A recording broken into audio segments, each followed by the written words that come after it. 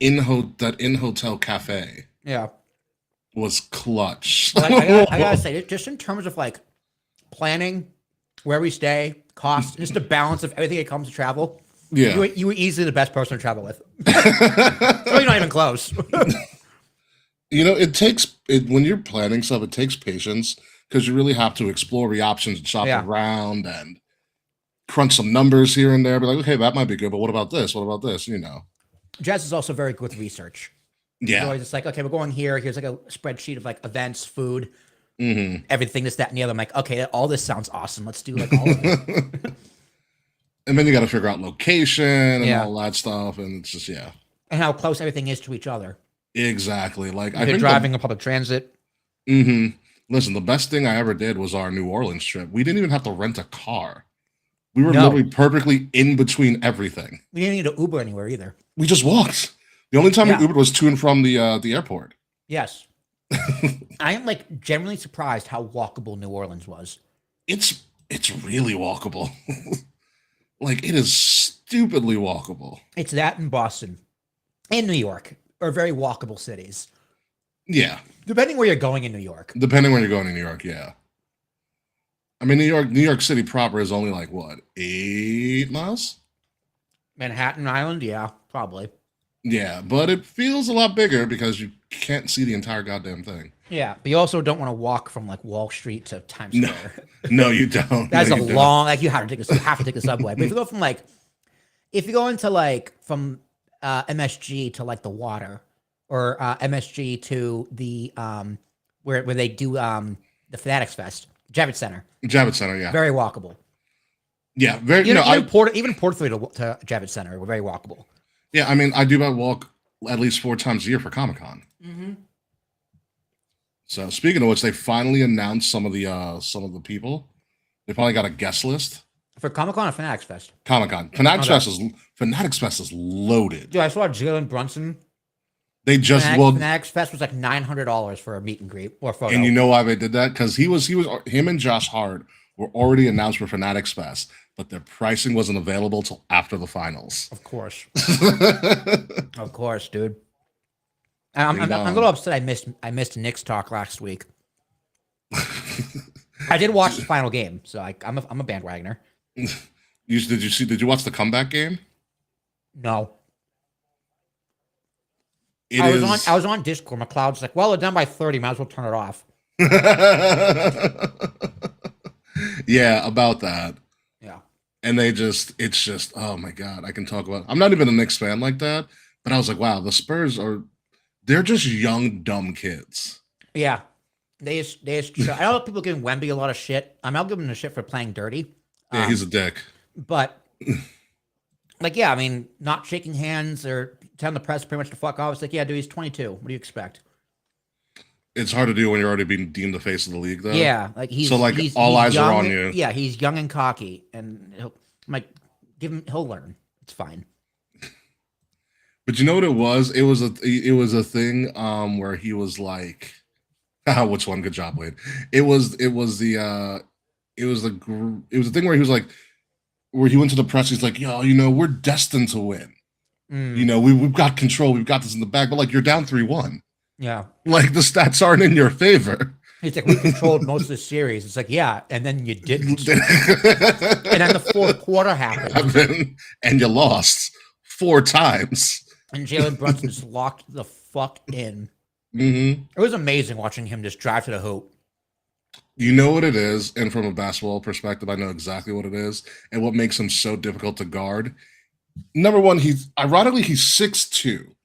Yeah, he's small. He's small for NBA standards, which is weird.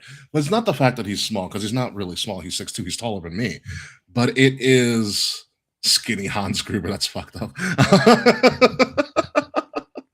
That's good. It's the fact that when he drives, he is able to shift speed and change. Like he changes his pace when he's driving to the hole. Which for Mm, someone who's a big man who's used to like blocking stuff, that change of hard like to fast do. to slow is Yeah. hard. And he's masterful at it because he did that to Wemby multiple times. I think it snuck around him too. It was it was really funny. Like Wemby was like, "Oh, we got this in the back." I was like, "Yeah, but you guys haven't changed your game plan in 5 games." Like after a while, you knew the play. Like, oh, we're gonna take a quick lead. They're gonna go up really big, and the Knicks are gonna come back and win it. It Every happened time. every time. Every Yeah. single game. Other than game one, right? No, they came back in game one as well. They came back in game one? Yeah. I think it was double digits every single time, too. Like the biggest lead. Something weird like that. It's like 4 minutes left in the fourth quarter. Like, this is the Knicks' first lead since 6 minutes in the first half, first quarter. Yeah, it's just they're. I mean, the coach is also young too. Like the coach is a rookie. The Spurs coach. Spurs coach is a rookie. But even then, he's got to get control of his team. Like it wasn't even Wemby that was playing, obviously really dirty, and I'm surprised he only got one elbow to the face. He's so big. Yeah. And if you're the refs, you can't like tee him up either because people want to see it. I mean, you could. He was one flagrant away from being suspended for the next game. Yeah, which is exactly why they didn't do it. Yeah. Hey, Mance. But it was also the other players too also kind of do that whole thing. Like, it's like, oh, they play great defense. It's like, yeah, because they're like throwing elbows at people the whole time. Yeah, because they're fouling. Yeah, that's not great D. And the Knicks figured it out. I was like, oh, we just space them out and just play basketball. We'll beat them. And that's exactly what happened. That's what they did. Yeah. They spaced them out. Wemby loves to block everything. So he just, when you are that tall, like I get like Wemby can do everything. Stay in the fucking lane. Why you contest? Like I know you can contest threes because you're huge as shit. Yeah. But who's there to rebound if you're not there? Nobody. You know. Also, they couldn't hit free throws because they got tired. Yeah. They all got gas at the end of the game, and the Knicks were like, "We're fine." You know. I think that's the pressure too. I mean, you're in the finals. You know, it's a little bit of pressure, yeah.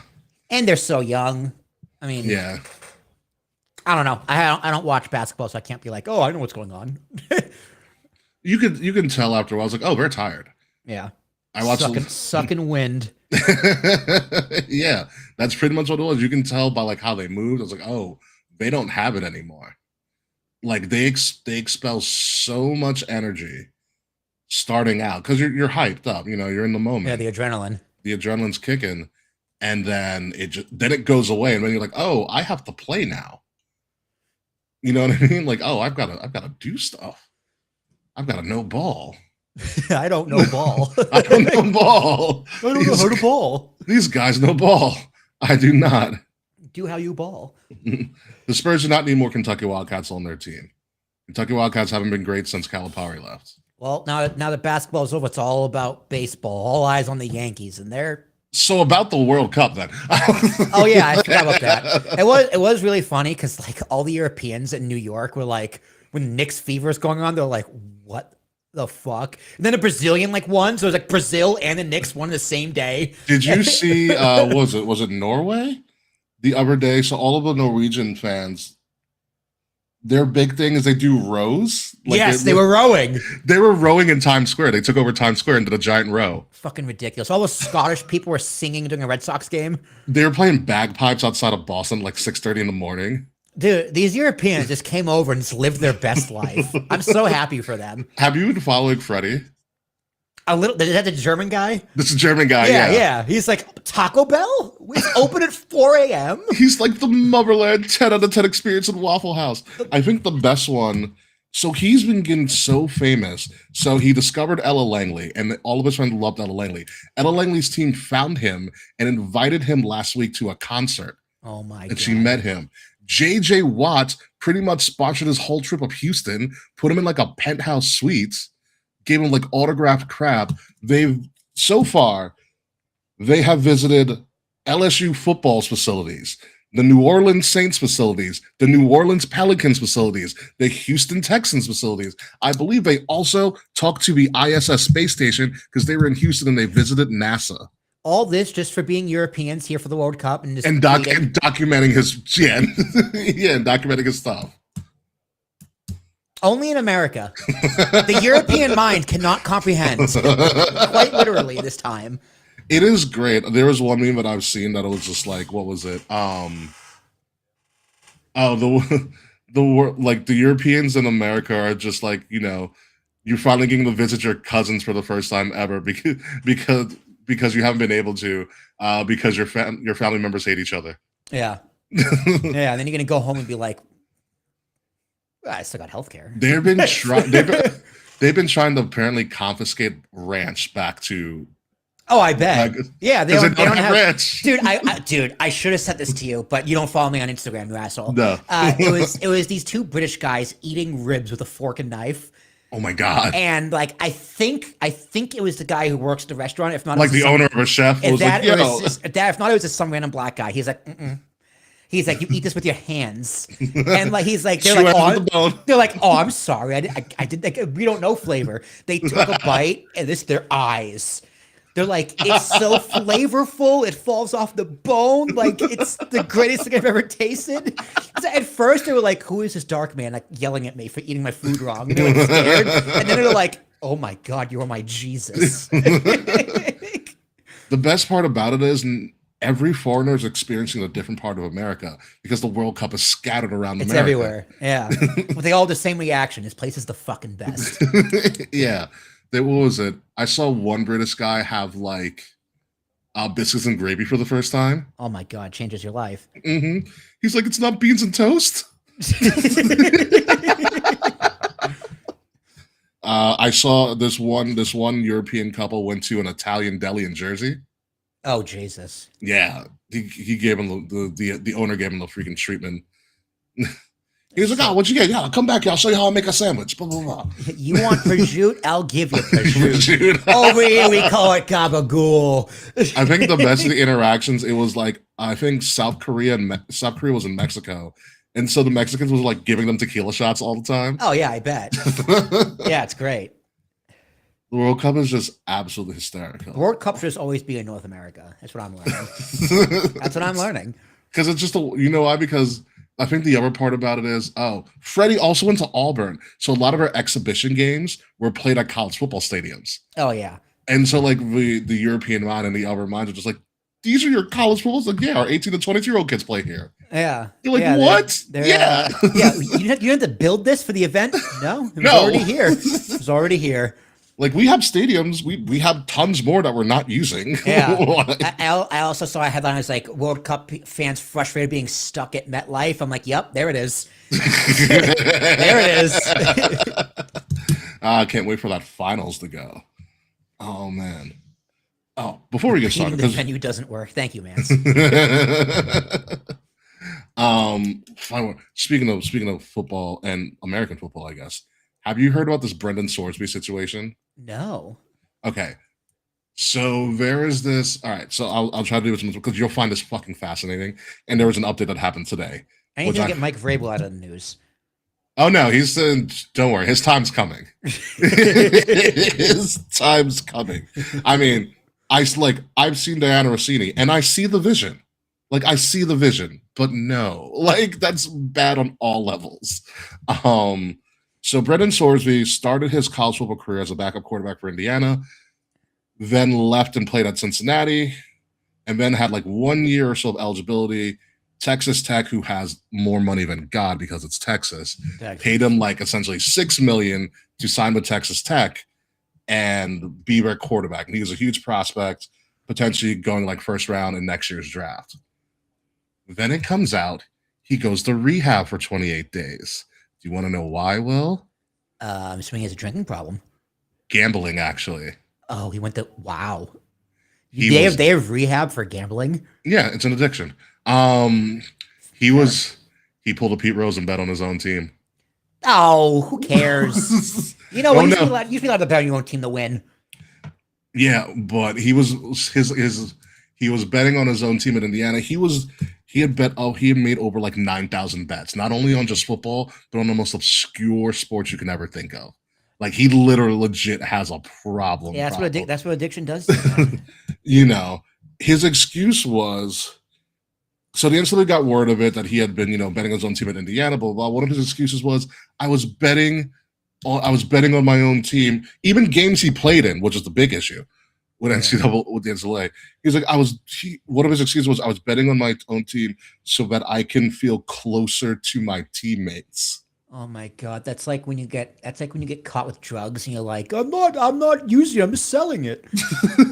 And the cop's like, oh, You know what would help you get closer to your teammates? no, I I don't have know. to arrest you. I'm not smoking. I'm just selling it to my friends. God, that reminds me of the beginning of Ant-Man when he's trying to return the suit and he's like, I'm not stealing anything. I'm returning something I stole. Oh. Yeah. Yeah, so he's cooked, as the kids say. Oh, it gets better. So NCAA is like, well, yeah, no, you can't fucking play. So he sues the NCAA for his eligibility or whatever. And on behalf, and Texas Tech helps him like sue NCAA on his eligibility. And their argument is the most asinine thing ever.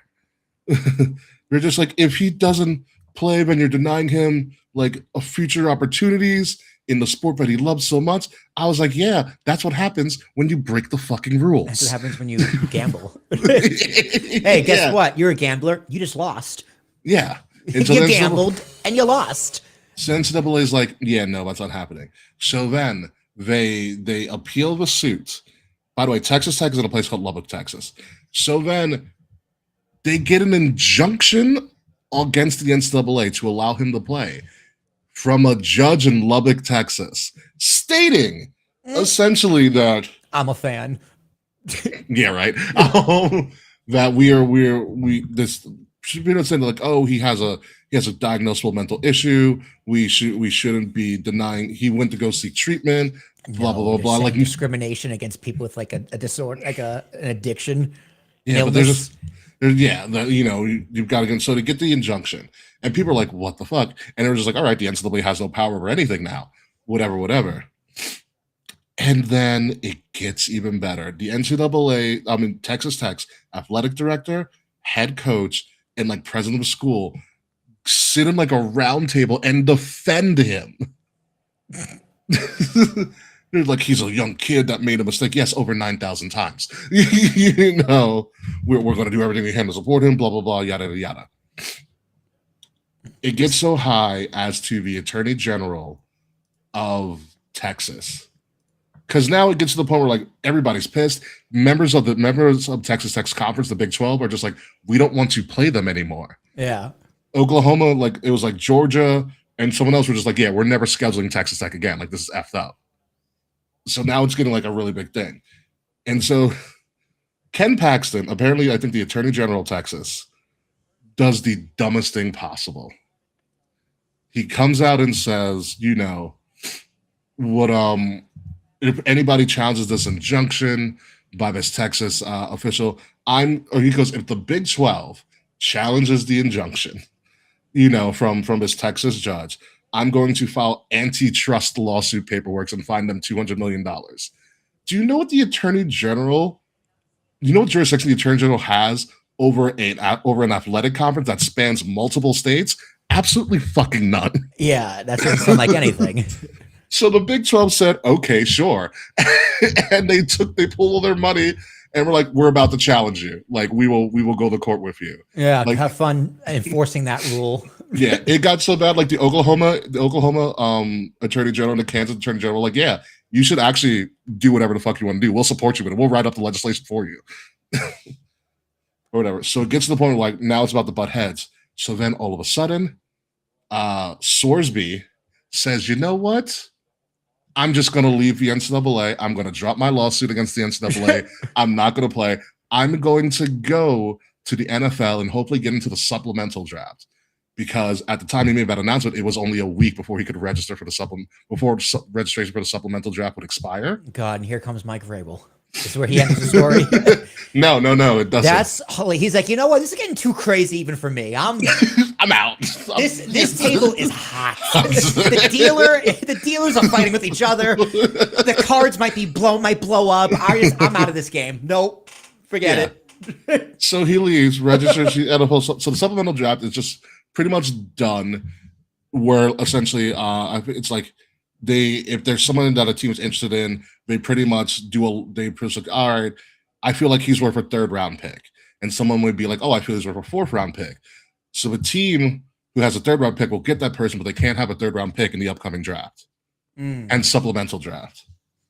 Here's the thing as my lights go out, because apparently we're all losing electricity. So it comes out today that that the NFL's like, you know what? We're just not going to have a supplemental draft this year. No. Yeah. So he has to wait. He has to wait a whole another year to the 2027 NFL draft to do anything. That's crazy. Poetic justice. I wonder who talks to him in the NFL. Be like, hey man, Ben Paxton coming in. Listen here, Goodell. Well, no, That's after wild. Yeah, the NFL's like, you know what? No, screw this. They just said no supplemental draft this year. Dude, I can't wait for this 30 to 30. Oh, I can't wait either. What they call on Netflix, like the Untolds, whatever they call them. Oh, yeah. Yes, Untold, yeah. Some of them are really good. I watched one. I love the Untolds. The hot dog eating contest with Kobayashi versus Joey Chestnut. I think that was 30 for 30. Untold is Netflix. Was it a 30? It might have been a 30. Might have been 30 for 30 is the hot dog eating contest only because it's 30 for 30. It's 30 for 30. Anyway, regardless, that one was fuck. I didn't realize Joey Chestnut was such a piece of shit. The Untolds are good. The Netflix Untolds are good too. The Netflix Untolds are very good. I think. Yeah. Was the Monte Teo fake girlfriend? Was that an Untold? That was Untold. Yes. That was Untold. Yeah, that one was also fucking wild. You should watch the Malice at the Palace one. I did watch Malice at the Palace. The story of And One, I think, might have also been an Untold. It was both. And one, there was a 30 for 30 and one. There was an Untold. And an Untold, yeah. I didn't know anything about And One. It was a phenomenon. That was a really cool story. I used to go home and watch the N1 mixtape tour. Yeah. Like, after school. It was just street basketball. I'm like, this is the coolest thing ever. Yeah, and only one of them really Rafer made the league. Yeah. Rafer Olsen Skip. Yeah. Yeah, Ad1 really did change the game. I do love how when they were interviewing all the NBA players, like, would any of those N1 players make the league? They're like, no. Not a chance. The N1 mixtape tour was crazy. Absolutely crazy. But anywho, all right, let's get the show on the road. I just want to talk to you about the Reddit. We got a lot to talk about. There are 4 major shows this weekend. Fuck me. 4. We're going to cover 3. We're going to skim through 1 because I forgot that the 4th one was happening until like last night. I was like, you got to be kidding me. So yeah, we'll be back in 3 minutes. We're going to talk all about all of those fun things when we get back. See ya.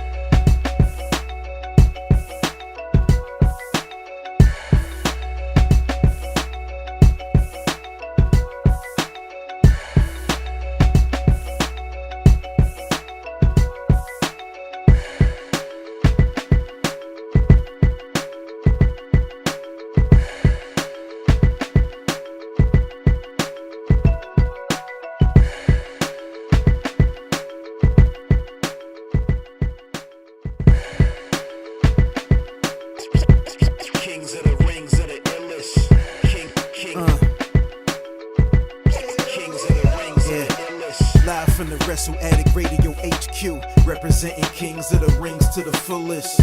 King Ricky made the hot tag to Willie T, and And out of nowhere, like Randy is the queen bee. Kayfabe, brother, 400 plus in the bag, like money in the bank, brother. See, when they pod, it's the opposite of common. Look at the comments. Crowned at a certified top 10. You heard? Kings of the Rings pod. Throw up a too sweet when you see the squad. Like a chop in a, I know you feel it. Kings of the Rings are the illest. Kings of the Rings are the illest. Kings of the Rings are the illest.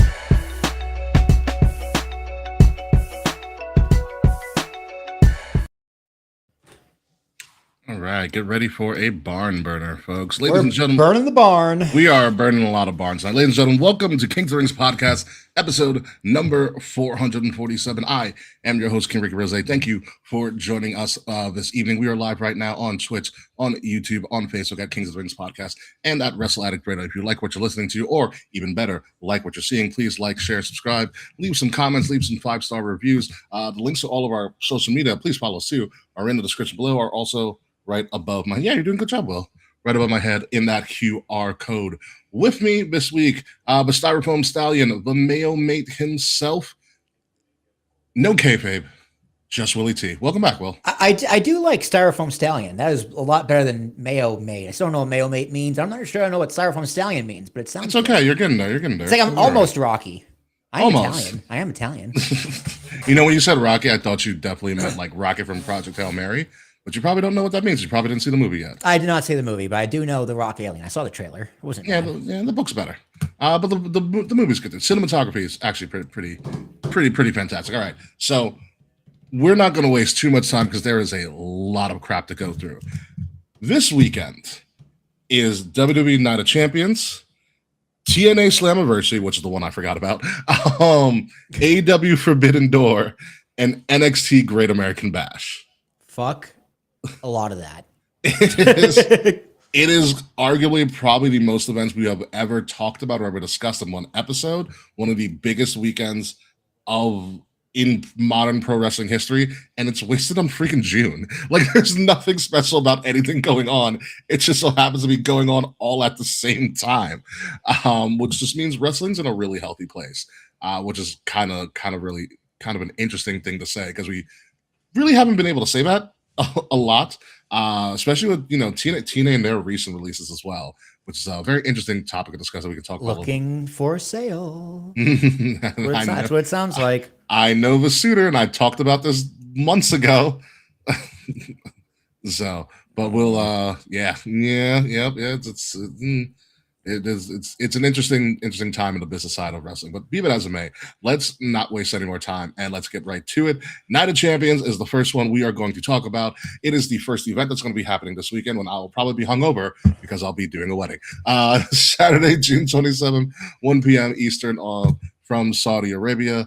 Night of Champions preview. This is going to be essentially the precursor for SummerSlam, which is going to be, I do not believe they're having an event outside of Saturday night's main event at MSG in mid-July. Probably not. Yeah, because that's going to be a madhouse. Because Brunson's already going to be appearing. Danhausen's already going to be there. Like, the MSG Saturday night main event is going to be huge. Oh, that's going to be worth watching, you mean? God damn it. Also, it's the same again as Fanatics Fest, which are already doing the SummerSlam kickoff at Fanatics Fest too. I'll watch it, but you're not going to make me pay for Peacock. That's not I'm not paying for that app again. That app is terrible. So we'll see. So Night of Champions is a precursor to a lot of stuff. We have the King and Queen of the Ring final, so that's going to set up some of our main events for a 2-night SummerSlam. Again, the second ever 2-night SummerSlam because New York did it first, and New York probably will do it better. Who knows? Be it as it may. Main event is going to be the WWE Championship Triple Threat. Cody Rhodes versus the Ring General, because he's no longer the career killer, versus the Ring General Gunther, versus, as Sami Zayn has put himself, the last real good guy against Sami Zayn. Sami Zayn is teetering on, do we like him? Do we not like him? Does he have some points? Is he just being a whiny little bitch at this point?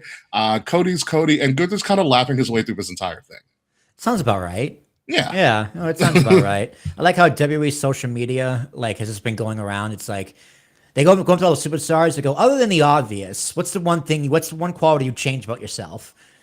And Sami Zayn was just like, what? Because they're all supposed to go, well, what's the obvious? Yeah. And he goes, other than the obvious. So yeah, Sami Zayn always playing the character.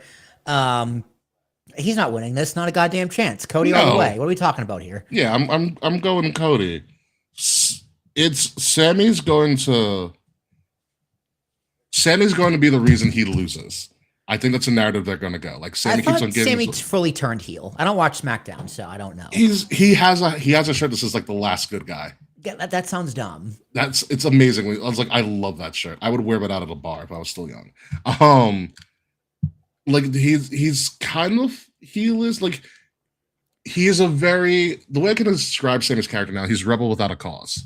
Yeah, Or like a boy who cried wolf. But like, all right, we've heard the song and dance before. Shut up. That also fits. In. You know, it's like how years ago when like Sami Zayn's really annoying backstage, and they just put that on screen. Yeah, and then he turned into Fidel Castro, and then he turned into Bloodline. Oh man, Mexico and Sammy when he drops it to the King of the Ring at SummerSlam. That would be a waste of a transitional championship. That would be a waste of a transitional championship. I like where your head's at, man, but I don't like that. I don't like that idea myself. They got to fill a stadium, so LOL Cody. Yeah. That's pretty simple. That's pretty simple, especially when you realize who's probably going to go up against as we get into the King and Queen of the Ring final. Speaking of which, let's move over because we're going to speed through this because we literally have a lot to go through. Like, I'll tell you this, folks, before we move on. Myself, Will, and Kay are all going to predict everything, including Summerversary, who we're just going to steamroll right now. We're not going to do a match-by-match prediction. There's upwards of 30 points on the line. Oh yeah. Yeah. Grootie's time to shine. A lot can change this weekend with standings, be that as it may. So, with that being said, let's move on to the Queen of the Ring final, and the WWE World Champion, Liv Morgan, is in the finals. Well, yeah, one of the prizes is going to go for the prize. Yeah. Is going up against Io Sky. Again, they are place holding for Stephanie to come back. And judging by what happened on Raw last night, I think some of the visa issues that have been rumored have been resolved. Then again, they were also in London, so it's not like Joe Hendry has visa issues in the UK. Yeah. Oh, is that where Joe Hendry is? Mm-hmm. I know Stephanie had an injury though. She was banged up. Stephanie had an injury, but there was rumors that a lot of the talent was getting some work visa issues. Yeah, no, that checks. Especially with Yeah. I don't know because this is just who's going to face. Is Rhea Ripley still a champion? I thought she was hurt too. Rhea's reportedly hurt. Yeah, so she hasn't been on TV, so we have no idea what's going on in the women's division, like at all. No. I mean, I know Liv just doesn't like to wear pants, clearly by her outfit last night. Goddamn right. You won't see me complaining. So it's like which one of Rhea's past people do you want her to face at SummerSlam? Do you want to do Liv and Rhea again? Which they did at SummerSlam 2 years ago. Yeah, but that was also when Dom turned. Yes. It was a great moment. It was. It was a great moment. Or do you want to do Rhea versus Io, which they did at Evolution last year? Mm-hmm, but then they became besties, and Rhea has still never beaten Io. Yeah, I mean that's the better match, but I don't want to see the feud of we're friends. True, but I don't want to see champion versus champion. I wouldn't mind unification, honestly. It doesn't need unification. I think it kind of does. I think it does. I think you have enough players. I mean, they loaded with talent now when they brought up a bunch of people from They are NXT. Loaded. That is fair with someone like Sol Ruka, JC James. JC James she's a star for sure. Lash Legends. Kiana James is going to get there too. Yeah. I think they finally figured out what to do with Julia. They have a lot of mid-card talent. But they have too many belts for all these mid-card talents. I still would have I don't hate to say it, eliminate the women's tag championship. Or have one of the mid-card titles travel. Like unify the mid-cards and have it travel. You need to unify either the mid-card or the main belt. I would unify the mid-card. You'd unify the mid-card? Mm-hmm. My original idea. Have it travel? My original idea, because I mean they wanted to parody the men's, which I thought was a bad idea. because it kind of diminishes the uniqueness of the women's division. Yeah. My original idea was, I think I might have stole this from Dave, or Dave and I agreed on it, was that you make the mid card title called the Women's Evolution Championship and have it travel. Yeah. Solves a lot of problems. Someone call Road Dogg. That, okay. You want to unify the mid card because the mid card is more stacked and you can elevate more people to that main scene. Yeah. Okay. Because, yeah, the main scene, I'm not going to say is stacked because, I mean, we had that problem with Jade. Who's she going to work with when she was champion? Mm-hmm. Right? Rhea kind of also has that problem. Who's she going to work with? Liv clearly has that problem because here she is, not defending the belt, competing for a title shot against herself. Yeah. So, like, the main event scenes for the women is kind of, well, also Bianca's pregnant. Steph is out. Naomi's out. Child, yeah. So, like, yeah, you're top of this card. AJ Lee is not present currently. AJ Lee is doing whatever the hell it is she's doing. Yeah. So yeah. Becky's still in the mid card. Yeah, Becky hasn't been around for a little bit. They haven't done anything with Maxine after she lost the IC title, which is a waste. Lyra is now ready for a push. Finally, do you see her turn heel? It was great. Finally. You know what it was? I watched that. I was like, oh, Becky's turning. Not Becky. I mean, Bailey's turning. And then I was like, oh, Lyra's. I was like, oh, this is different. Lyra's turning. Yeah.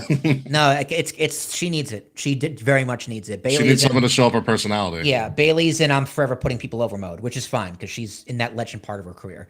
Yeah. She's doing what Becky does, but just losing. Yeah. I mean, Becky could easily slot into that main event scene, but for whatever reason, she doesn't want to. So yeah, which I think is overall good. So yeah, you could unify the mid. That makes sense. But yeah, this match, I still don't know. I could see both of them winning, and I think I want. Here's the thing: I want the EO match, but the Liv story. That's the problem I'm with here. I see. Liv has the thing with the great problem with Liv is she has multiple stories that she can play. Like you still have you need to pay off with Stephanie. The ongoing kind of story of Liv always getting the opportunities and leaving Raquel and Roxanne in the dust. Like Roxanne wasn't even part of a tournament, which I thought was a huge misstep. Yeah. You know, so you kind of got her Judgment Day kind of imploding slowly but surely. And then you have, her always siding with Dom, who's kind of not doing anything in AAA. Well, AAA is doing really well lately, but I think with that being said, I don't want to see champion versus champion for a potential double champion that they're just going to split up in like a month anyways, because Liv can't defend on both shows. I also like Liv's whole I'm the greatest world champion of all time, and she just gets really bratty about it. It's just annoying enough. It's just annoying enough. I think EO, because after Mania, Rhea got moved to SmackDown. You had that kind of oh, we'll see each other again. So close that loop. I'll go with EO. It makes sense. I think if a champion go this far, I might as well have it go all the way. I'm gonna go Liv. Fair enough. Yeah, I don't know where this is gonna go. It's gonna be an interesting match. Very, very interesting match. But yeah, we'll see. A lot of this hangs on whether Rhea's gonna be ready. I think she'll be ready to go. She's got an extra month. She'll be able to do something. Yeah. I don't think her injury is that serious from what I know of. Speaking of that serious, guess what we got, folks? King of the Ring final. Obafemi versus Jey Uso. Can we say Brock Lesnar makes another appearance? Yes, we can, folks. Man, they're going to fly his ass out to Saudi Arabia to do that. He's going to fly his own ass. He's got his own jet. He doesn't fly with people. Yeah, it is here. I'll put it this way. It is interesting how easily Jey Uso slipped back into being Roman's bitch and got none of the benefits. All of them. Yeah, it's like, God, I've never thought LA Knight was more right in my life. He's like, nah, we've seen this dance before. And I'm like, yeah, we have. You're right. And Jay's just like, no. And it's like, no, yeah. And yeah. And it's like, see how you're trying to one up Fatu, and he's just like, no. And you're like, okay. So that is the poetic irony of it all, is that, did you see the segment a couple weeks ago when Jay was like, yo, he's not even listening to us, Roman. And Roman's like, are you not listening to the Usos? And Jacob Fatu's like, I only acknowledge you, Tribal Chief. And Roman's like, yeah, that's the right freaking answer. Here's a necklace. Yeah, Roman's like, yeah, now go beat up Eric Andre. Yeah. So yeah, like Jimmy and Jay is just like, man, how the mighty have fallen. But I think WWE has a chance to do something really interesting here. If Jay wins, Challenges Roman. And then Roman doesn't get squashed, but the whole play is Jey Uso is new tribal chief, and Jacob Fatu is his heavy, and the three of them are a heel faction. That's interesting. Because Roman's due for a vacation. You're right. It is right. It is, I mean, like September is coming.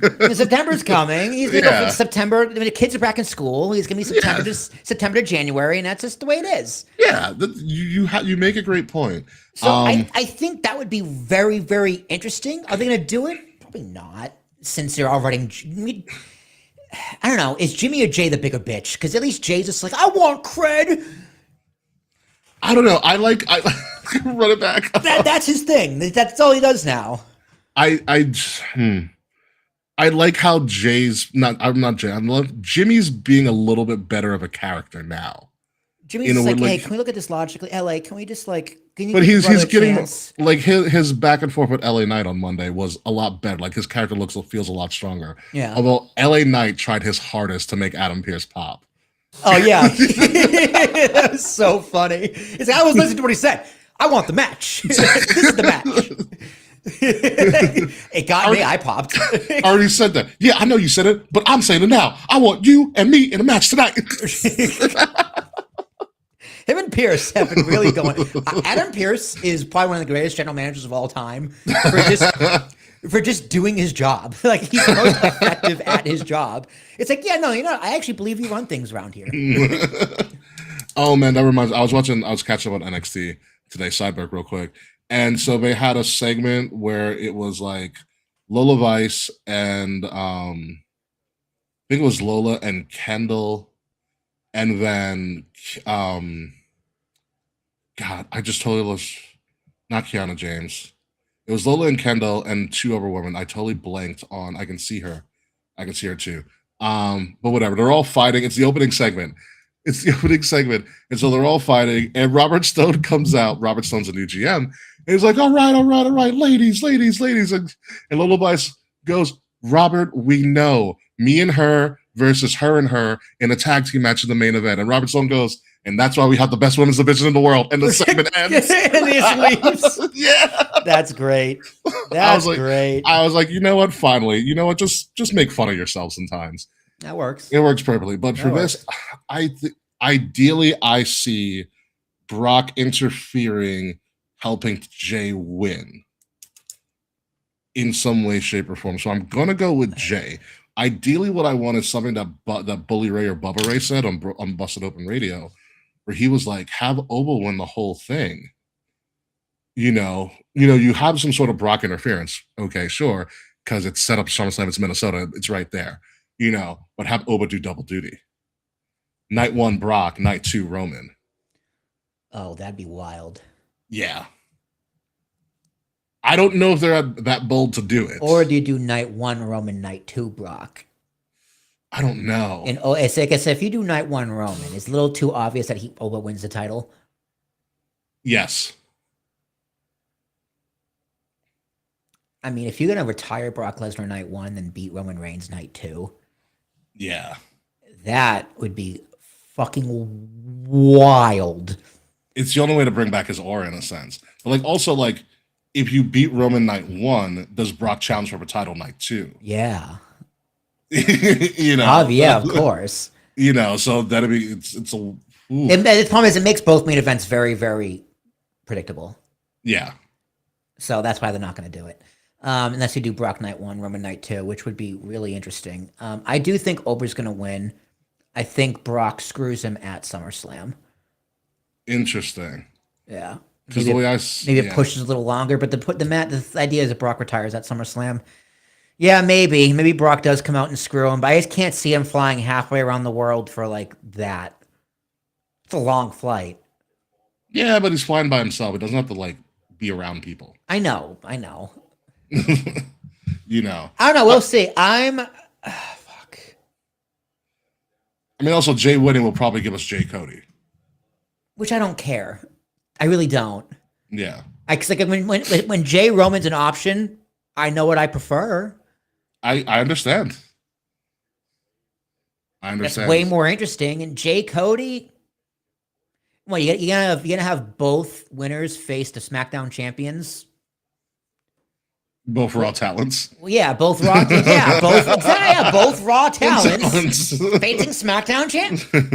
None of this makes any sense. This whole tournament makes no sense. The way the tournament was constructed is really, really piss poor. I was like, the 4 finalists are also all raw people. Yeah. Exactly. So I'm gonna go Oba. It's fair. I'm going Jay. Let's move on. The steel cage match that is kind of forgot is a thing because we've seen them face off for a 1,000th time. Seth Rollins trying to kill his vision versus Braun Breaker in a steel cage match. Braun Breaker just losing the tag team championships to the Street Profits because why the hell not? Because you didn't need it. You didn't need Braun with the tag titles to go against Seven in the steel it's cage. because Logan got hurt, and that's why. Yeah. But you still had Austin Theory because remember they freebirded and he was like, "Oh yes." yeah. Logan Paul still being on TV is really funny too. It's really annoying. I was like, I thought I was going to get a break from him, and then in my mind I was like, "Damn, he really does not want to take care of his newborn, does he?" I can't sleep. My arm hurts. Later, bitch. Going back on the road. I think this is Braun Breaker beat him in the last PLE. Seth wins this one, and we can finally move on from this. Maybe. Depends who has final say. Like if Triple H has final say, it's gonna be Seth Rollins. If Seth Rollins has final say, it's gonna be Braun Breaker. That's true. It's fair enough. So I'm gonna go with Seth Rollins. Yeah, I think that's fine. I see no issue with Braun Breaker. I mean, neither you gain or lose anything from this match. Yeah, it also would make sense. Like so. Ooh, I just thought of something really crazy. If Jay goes up against Cody, which is not anybody he wants, that means Roman's still left wide open. And if Seth finally gets over this whole vision thing, it then leaves Seth Roman. And what if Seth beats Roman and Jay beats Cody? And now Jay is essentially the highest champion. Like you said, Jay being essentially the new tribal chief. In title. They do like the Fatu Jimmy heel turn on Cody instead. And the crowd goes, yeah! Remember, SummerSlam is the heel show. It is the heel show. So no, I think I agree. You gotta have some backup plan for that main title on Raw, and Rollins is that guy. He puts the butts in seats. Braun Breaker isn't there yet, partially because of the injury. And he also he spazzes like he's a roided up Goldberg a lot of the time. I mean, he does. Braun Breaker does everything right. He just needs to be put in the moment. Yeah, that's it. He just needs to win the Royal Rumble. That's it. That could work. That could work really well for him. So I'm gonna go Seth. I'm gonna go Seth as well. Braun's not there yet, but he will be there. Seth Rizzy. In a match that hopefully we'll be able to see them put on a really good performance like they were denied at SummerSlam. U.S. title, Tiffany Stratton versus Jade Cargill. Interesting that they booked this because, again, they're doing the whole, oh, hey, Jade and Charlotte are going to face off at some point, but apparently not now. But we're going to do this again, which is, again, perfectly fine. We watched their SummerSlam match last year. And they did really good. They got cut for time, which was kind of shitty. Yeah. I mean, Ricky, it's called Night of Champions. Got to have some championship matches on here. There's a lot of championships that are not defended tonight. Yeah, like most of them. Yeah. I kind of like Jade and her factions giving her character a lot of depth in a weird way. Tiffy and Chelsea thing still needs work, but it's funny in a sense. I don't know. Like, do you see Jade as the U.S. champion? Not if Rhea's legit hurt. It's a good point. Yeah. It's a good point. And they got something brewing over there with Chelsea Green and Tiffany.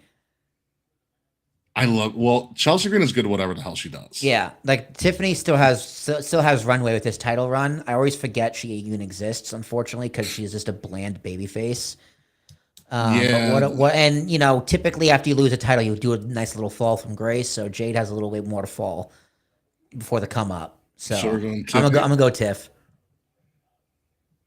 Honestly, and in Saudi Arabia, they love their blondes. This is true. Yeah, dark people don't do well over there, which is weird. It's true. Although Jade also has blonde hair. It's with the when dye she wants to have blonde, when she wants, when she wants to have blonde hair, so you never She know. has had blonde hair in the past. She has, yes, that is correct. Depends on what her mood is that day. Although I can see Jade as a very interesting winner of the Rumble too, because that could work for her. Yeah, totally. Jade winning Rumble, but yeah, I'll go Tiffy for now, because I can definitely see Tiffy, a Tiffy Chelsea match somewhere down the road. Yeah, because Chelsea loves that U.S. title. She does. She does love that U.S. title. It's her gimmick. It is her gimmick. Moving on, the final match that we have on this card for this event. Trick Willie versus Ricky Sainz, because some reason they don't want to give us Carmelo versus Trick proper at a big time event. Seeing Ricky Sainz beat Trick Williams. Ricky Sainz, love him. I think his character is going to do wonders in like a couple of years. Like they're still like that nucleus of Trick and Mello and Ricky Sainz is really good right now on SmackDown. Very talented. Yeah. SmackDown is definitely the talent show. Yeah. Raw is more the pomp and circumstance show. Yeah. There's a lot of talent in that whole scene. They can do a lot of stuff. It still frustrates me that we don't get Trick and Mello a proper program, but that's fine. I think Ricky Sainz is going to be a good thing for him, but it's still Trick Williams. Yeah, I mean, look at the graphic. He's just like, I'm not losing this shit. That TW stands for the winner. It's true. I just made it up on the spot. I don't know how I did that. Trick. Yeah, I'm going to be interested. I'm interested to see how Trick's reaction is going to be in Saudi.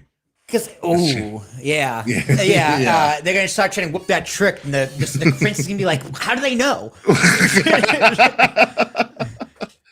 Yeah, all the women run for the concession stands. Yeah, it's Trick. Trick is good, but yeah, no, there's a lot of talent in that nucleus in that mid card on SmackDown. It's gonna be really fun for a very long time as long as they keep them together. Yeah. The only thing missing, which I think they did on purpose. Imagine they put Ethan Page on SmackDown. They didn't, and I think they did that for a reason. I think him and Trick, him and Ricky Sainz are too similar. Understandable, and they are very different wrestlers, very characters, but they're in terms of on the card and on their push, they're in the same position. Yeah. Okay. The other, I can't believe I fudged his name. Not Ricky Sainz, the other guy. Who, Mello? No, on Raw. You have what that came in with Ethan Page? You mean Javon Evans? Ethan Page. Oh, okay. So, yeah, Ethan Page going after the IC title. He's in the same position as Trick Williams going after the US title on SmackDown. You can't have those two on the same brand. But I think Ricky Sainz is better. Ethan Page, he gets very little reaction on Raw, unfortunately. They're pairing him with Russo too, who doesn't really like a heat magnet. Like I like Ethan Page and Russo are kind of an interesting pairing, but I feel like Ethan Page is one of those people who can go out on his own and be fine. Yeah, I agree. Like Ricky Sainz is doing. Yeah. Yeah, but I think he's in the right spot going up against Penta and in that kind of scene because he's always on TV. He's always doing something. Yeah. But it's just his character work is there. The wrestling work is fine. Like what he beat Dragon Lee on Monday with the head to the balls, which is pretty funny. Like he has it all there. He just needs that one thing to put it all together, and that's really just how the crowd reacts to him. The crowd just isn't doing their part right now. Wow, what an idea, man! This man said, if they move Javon, Ethan Page, Joe Hendry to SmackDown, you have a new SmackDown 6. Yeah, then who does Raw get? Like what?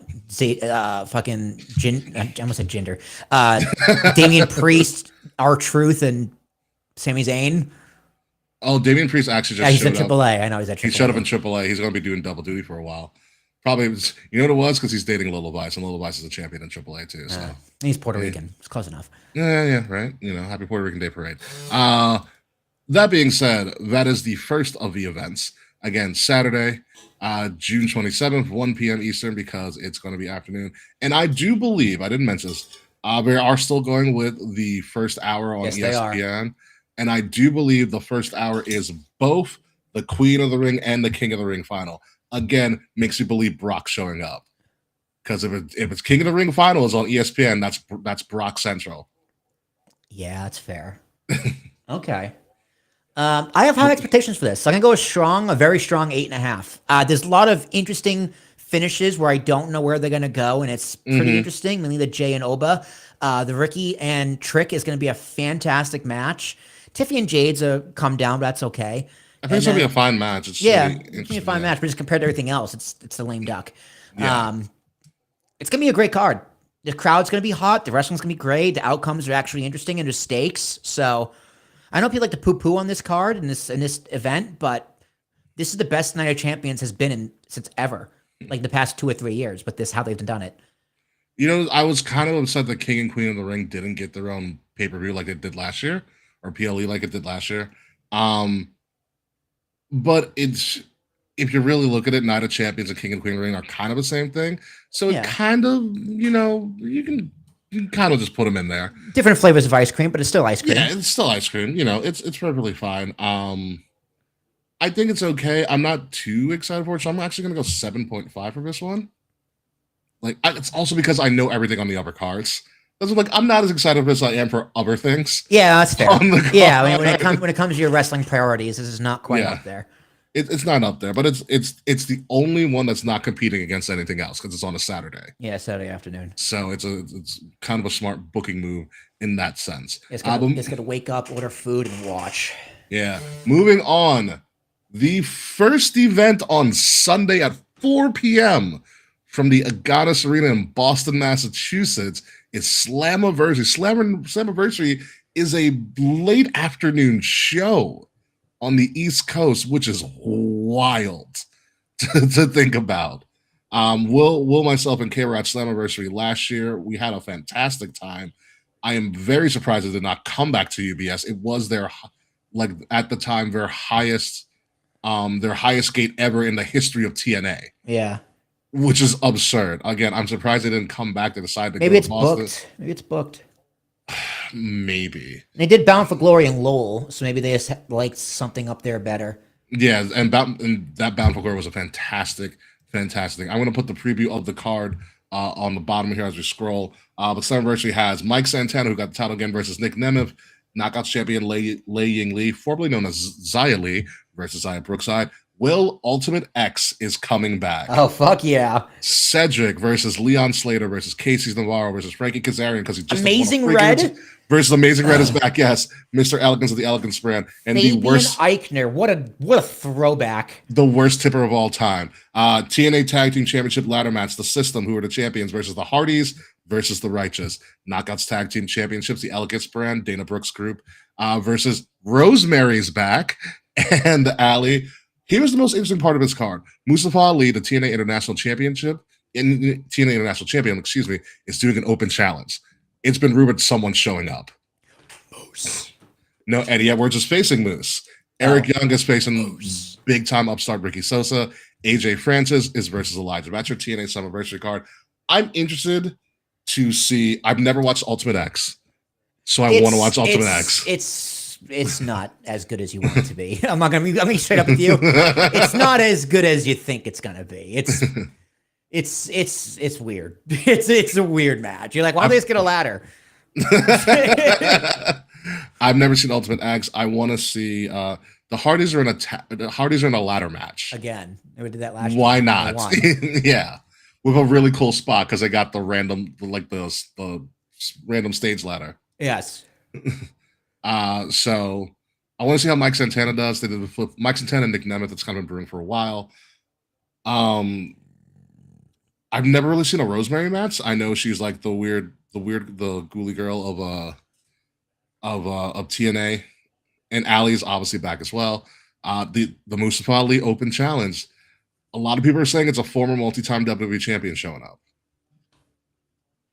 I don't know who the Open Challenge is going to be. Who got released recently? I don't remember. I also don't remember. Mance believes Ultimate X is great live, and he also states that he was there for Ultimate X in 2010, MCMG versus Beer Money. He was in the Impact Zone. God, the Impact Zone must have been a fucking time. So yeah, again, this is 4 p.m., which is a surprising start time. But when you realize that later on in the night you have Forbidden Door, and then you have NXT Great American Bash, I can understand why we did it at this time. Yeah. So, and I should be back from my trip to Atlanta by the time the show starts. It's pay-per-view too. Yeah, which is a shame. Although I think they have their TNA Plus streaming package still, I believe. I still have Nate's login. I can. There you go. Yeah. Yeah. I haven't used it in a while because I had to log in again. I'm like, I kind of feel bad. Yeah. But I still got it. There you go. But yeah, Slammiversary happening this weekend as well. We will be predicting this off air because this is the event that I forgot was going on. I thought we had more time before Slammiversary, and I was sorely mistaken. So that's why we're not going to do it right now, but we're just going to run through the card like we just did right now. But Slammiversary, Sunday, 4 p.m. Eastern time. Go check it out if you do have the time. We are going to move forward to Forbidden Door, AEW Forbidden Door, Sunday night, June 20th, 8 p.m. from San Jose, California. It is not just going to be an AEW and New Japan Forbidden Door. It is AEW, New Japan, CMLL, the rival to AAA, and Stardom, the all-female Japanese promotion. But we've seen the likes of Io Sky come from, Asuka, Kairi Sane.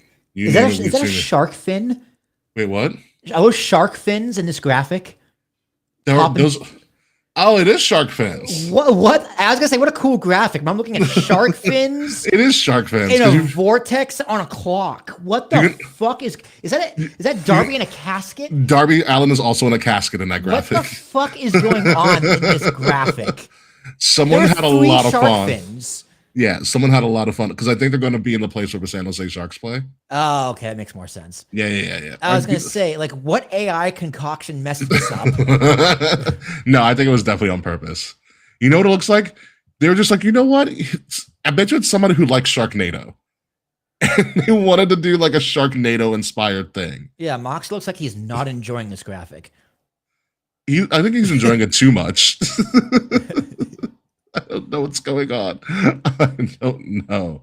But yes, Forbidden Door, again, AEW is on fire. It might be the jewel of professional wrestling right now. Paul Heyman even commented on it. Paul Heyman was on Chris Van Vliet. Good for him. Actually, yeah. I'm sure that was awesome. Oh, yeah, it was. The quotes have just been coming out. But anywho, main event presumably is a steel cage match. MJF and the Don Callis family, Kyle Fletcher, Okada, Andrade, Mark Davis, and the Jet Kevin Knight versus the conglomeration, which is Mark Briscoe, Roddy Strong, Kyle O'Reilly of O'Reilly Auto Parts, Orange Cassidy, Konosuke Takeshita, and Darby Allin. A 12-person steel cage match. Only chaos can come from this. But when you have the heels, which is Team MJF, versus the faces, essentially Team Mark Briscoe, you go with the faces. In this much of a calamity of a match. So much calamity. MJF isn't even part of a Don Callis family. He's just using them so he can get rid of Mark Briscoe, who's been being a pain in his ass. God, why does my God, I forget who at the top left. Roddy. That's Andrade. No, the other side. Roddy Strong. Roddy Strong looks like CM Punk. Like if he went on hard time, CM Punk. Yeah. Kyle O'Reilly, this looks miserable. He just looks like he's not happy. He misses cool Kyle. I don't miss cool Kyle. I'm gonna go with MJF and the Callis family. Okay, I do love the Don Callis family also because I'm a big fan of Don Callis. I think he's a fantastic as a character. But I'm gonna go with the Team Briscoe and the conglomeration of them. So yeah, it's going to be absolute calamity. This is my one gripe with AEW in and of itself. There are way too many factions. So many factions. Are there more factions or title belts? That's a good question. That is, I'm gonna do some research on that, but it might be tied. It might be tied. But that is a very good question. But yeah, there's only calamity that's going to come from this. It's probably going to be fun calamity, but calamity nonetheless. So let's go to the Owen Hart final matches. The winner of these will get a World Championship title match at All In. What we thought was going to happen is going to happen. Swerve versus Will Ospreay for the Owen Hart Cup final. The winner will go to Wembley Stadium to get a title to get a shot at the AEW World title. it's going to be Will Ospreay. Yeah. This but match no is going to question. be this match is going to be amazing though. This match is going to be an absolute barn burner of a match. It's just it's too easy to book, which makes me scared. Yeah, it makes too much sense. Yeah, but I'm still going to go with it. I still go for the fact of Will Ospreay's on what, year 3 of his contract that they gave him a boatload of money for. Probably. Sounds about right. Time for it to pay off. Time doesn't exist. Yeah, time for it to pay off. ROI, Ricky. Yeah. Return on investment. Yeah, no, this is definitely a Will Ospreay thing. Their face off on Dynamite last week was really, really good. They tied in all their stuff from last year and injuries and where were you, and the fact that, you know, Swerve and Will Ospreay teamed up to beat the Death Riders. Now Will Ospreay's training with the Death Riders. You know, yeah. Oh, yeah, it's real interesting because everybody's like, "Will, they broke your neck. Now you're training with them to help fix your neck." Like, yeah, what are you doing? doing? That math checks out. It's wrestling math. Yeah, wrestling. Yeah, what are you doing? And they hinted that maybe Will Ospreay gets a little heelish, but who knows? It is going to be interesting. This match is going to be fantastic. Let's move on to the Owen Hart Women's Final, which I got half of this right on a whim. Mercedes Moné, looking to be the first ever 2-time winner of the Owen Hart Cup, going up against Maya World, who surprisingly beat Athena. Now, what I know of Maya World is not much. I know she's in Ring of Honor. She's in Ring of Honor. She was pretty much essentially an understudy of Athena. She ends up beating Athena to make it to the finals to go up against the essentially defending champion, Mercedes Moné, who was the surprise entrant after Willow Nightingale got eliminated due to health this goes, fun fact, neither of these women were in the tournament when it began. You're correct. Love that for them. Because Maya World also was a replacement for Saray, who was coming from Stardom. Saray also was an NXT person that they never got off the ground with, and so she left, went back to Stardom. So yeah, this is interesting. They're playing on the fact that, and I guess they got permission to do that, Maya World had a brother who just passed away like 2 weeks ago. Oof. So they're using that in her promos to make her very baby faces. Mercedes is going with this for the second time, and if you do the same thing with Mercedes over again and don't have her pay off by winning the goddamn thing, then why did you do this in the first place? Yeah, Mercedes. Yeah, it's Mercedes. She's gonna heal her way over this woman's brother's corpse. Honestly, she probably would have if they gave her the opportunity. Sorry for your loss. You know, it's the same thing with Will Ospreay.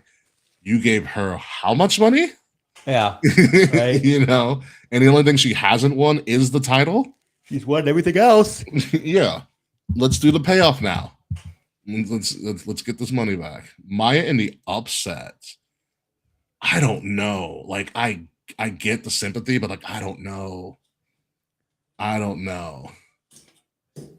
Mercedes is too strong of a person to do that, and they're also trying to make Thekla a lot more heelish, as we'll talk about a little bit more coming up. Also, well, not coming up, but in a little bit. But moving along here.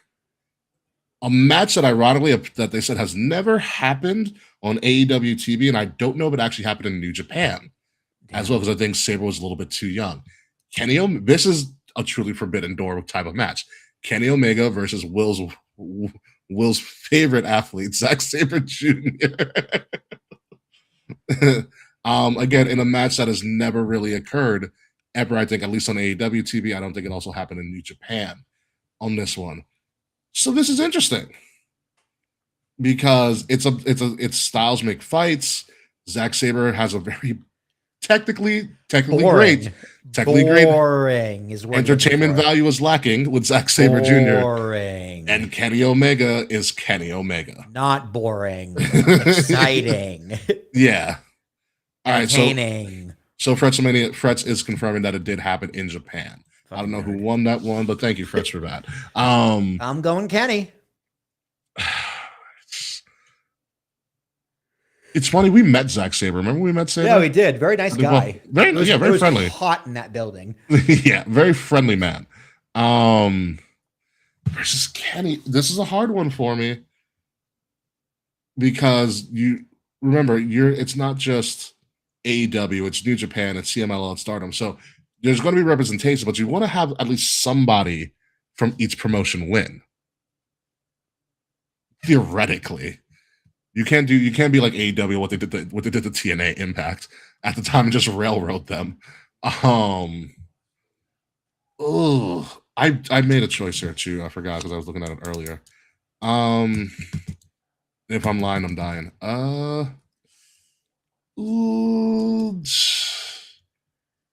I'm gonna go Kenny too, then. Because Sabre showed up last year as the IWGP champion. When he put on a good show, but I'll go Kenny on this one. Yep, Mance is also going Kenny, so we're also going to go with Kenny. All right. That is a difficult one to pick. But moving along, speaking of Thekla, the AEW Women's Championship is on the line. She's defending her title against Stardom Starlight Kid. She is a perfect mix of essentially Lucha Libre, obviously with the tiger mask, and as well as hard-hitting Japanese strong style. Thekla has been on a bit of a run. So as the story goes, Thekla joined AEW after quote-unquote getting fired from Stardom for being quote-unquote too aggressive. And so in a combat sport? Right. And so Thekla has recently in the past month been on the warpath, like trying to invade Stardom shows, spitting on the Stardom logo whenever she gets a chance. And Starlight Kid is like, I'm going to defend the honor and I'm going to take the AEW Women's Championship to Stardom. I don't believe any of that's happening. I think Thekla wins this. Makes her look heelish as hell to go up against whomever at All In. Never go against a Claw. Yes, Thekla's fun. I like her character. I like her look. I like how she does things. She's kind of wild, but she does well for herself. When she won the championship, people were like, "What?" And she's paying off. She's paying off quite well. Another interesting match we got here: Jon Moxley is putting his AEW Continental Championship on the line against Bandito, who is still the Ring of Honor champion. This came to fruition literally last week. Moxley and the Death Riders in a tag team match against Brody King, and Bandito. Bandito approached Jon Moxley after the match, being like, "I want to face you." He's like, "No, but I want your title on the line." And that's how this match came to be. Sounds about right. Mm-hmm. I like the idea. Moxley did just win the Continental Championship very recently. In the last several months. It wasn't at Double or Nothing, but it was before that. I like Bandito, and I'm going to go Bandito. Bandito wins when Bully Ray runs into the crowd. Stop it, man. Did you hear about this, Sideberg? No. Bully Ray pretty much is like on Bust Up and said like he doesn't like Moxley's character in AEW and Death Rise. He doesn't think they've done really anything for AEW, and he kind of has a point. But he also is like, you know what? He's like, I bet you I could beat Jon Moxley up in real life. I don't know about that. So there's that. But I'm gonna go with Bandito here. I have a feeling that Bandito's due for something outside of holding a Ring of Honor championship that he never actually defends. Yeah, AEW can't win everything. So yeah, I'll go with you. I'll go with Bandito. Yeah. Do you remember when we saw Bandito and he was super young? He was at that the G1 climax. No, I remember being there, but I couldn't tell you what he did. Yeah, because the only thing that we always remember, it almost made Josh Byrne never revive Bloodsport. Stop it, man. The only thing we remember is that someone attacked Bret Hart, and that took away from the entire show. And yeah, I think Enzo and Cass. Enzo and Cass got kicked out of MSG. So there was that. But no, Bandito's always been a fun time. Give him a Continental title. Let's see what he does with it. It's probably gonna be Mox, but who knows? Moving on. Who knew would they be so far down in the card? We have the AEW World Tag Team Championships, Cage and Cope versus the Dogs. The Dogs are just a sub faction of this faction that no one knows about anymore called the Bullet Club. they're still around. So yeah, these are the dogs. Very young pups, essentially going up against the old guard. And with AEW returning to Toronto in the very near future, it's gonna be Cajun Cope. Yeah. God, Edge looks so fucking old, dude. He's been wrestling for 30 years. I know. Yeah, he debuted in 97. Late Yeah. 97 or early 98. I think it was early. No, it was early Christian 98. somehow doesn't really age that poorly. Yeah. Not as bad. Not as bad, but time is the enemy of all of us at some point. But yeah, I'm gonna go Cajun Cope here.